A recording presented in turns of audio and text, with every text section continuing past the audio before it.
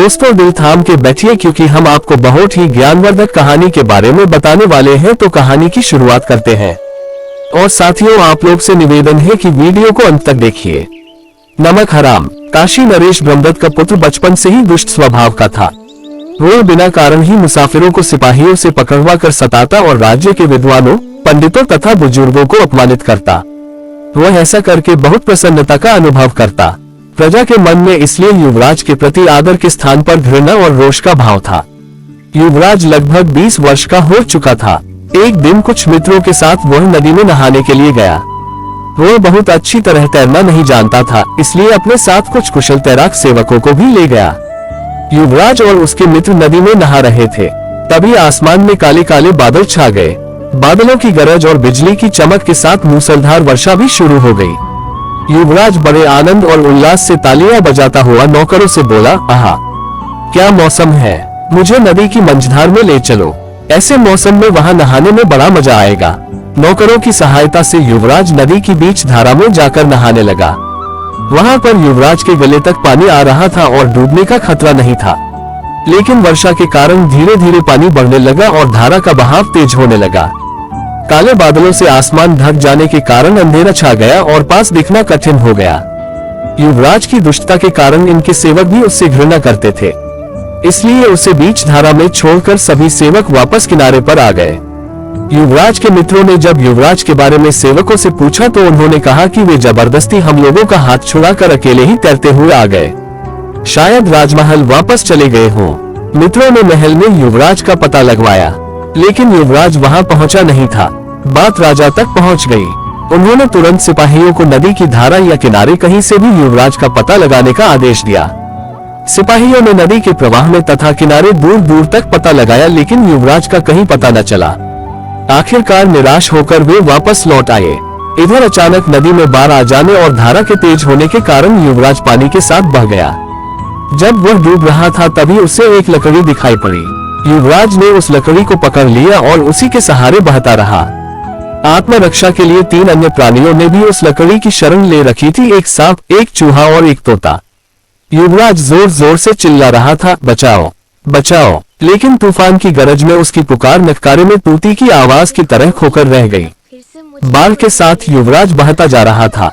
थोड़ी देर में तूफान थोड़ा कम हुआ और बारिश थम गई। आकाश साफ होने लगा और पश्चिम में डूबता हुआ सूरज चमक उठा। उस समय नदी एक जंगल से होकर गुजर रही थी। नदी के किनारे उस जंगल में ऋषि के रूप में बोधिसत्व तपस्या कर रहे थे। युवराज की करुण पुकार कानों में पड़ते ही बोधिसत्व का ध्यान टूट गया। वे झट नदी में कूद पड़े और उस लकड़ी को किनारे खींच लाए जिसने युवराज और 3 अन्य प्राणियों की जान बचाई थी। उन्होंने अग्नि जलाकर सबको गर्मी प्रदान की, फिर सबके लिए भोजन का प्रबंध किया। सबसे पहले उन्होंने छोटे प्राणियों को भोजन दिया, तत्पश्चात युवराज को भी भोजन खिलाकर उसके आराम का भी प्रबंध कर दिया। इस प्रकार वे सब बोधिसत्व के यहाँ 2 दिनों तक विश्राम करके पूर्ण स्वस्थ होने के बाद कृतज्ञता प्रकट करते हुए अपने अपने घर चले गए। तोते ने जाते समय बोधिसत्व से कहा, महानुभाव, आप मेरे प्राणदाता हैं।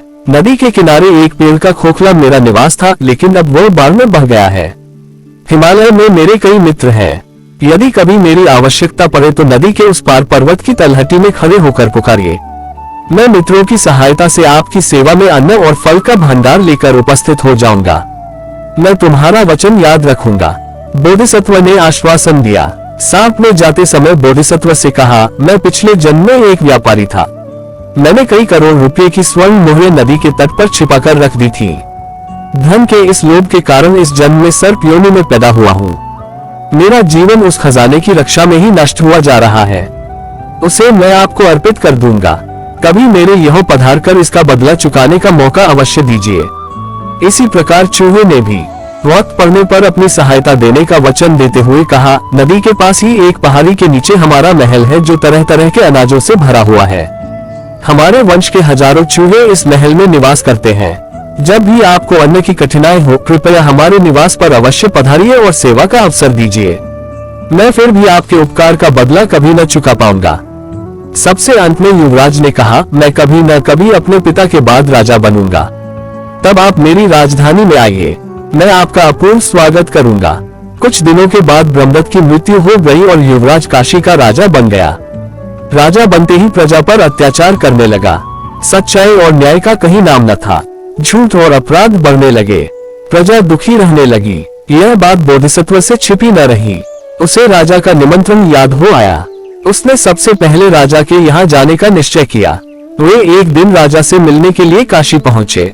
बोधिसत्व नगर में प्रवेश कर राजपथ पर पैदल चल रहे थे। तभी हाथी पर सवार होकर राजा सैर के लिए जा रहा था। उसने बोधिसत्व को पहचान लिया और तुरंत अपने अंगरक्षकों को आदेश दिया, इस साधु को पकड़कर खंभे से बांध दो और 100 कोड़े लगाओ और इसके बाद इसको फांसी पर लटका दो। यह इतना घमंडी है कि इसने जानबूझकर मेरा अपमान किया था। अगर वीडियो अच्छा लगा हो तो चैनल को सब्सक्राइब जरूर करें। धन्यवाद, मिलते हैं अगले वीडियो में।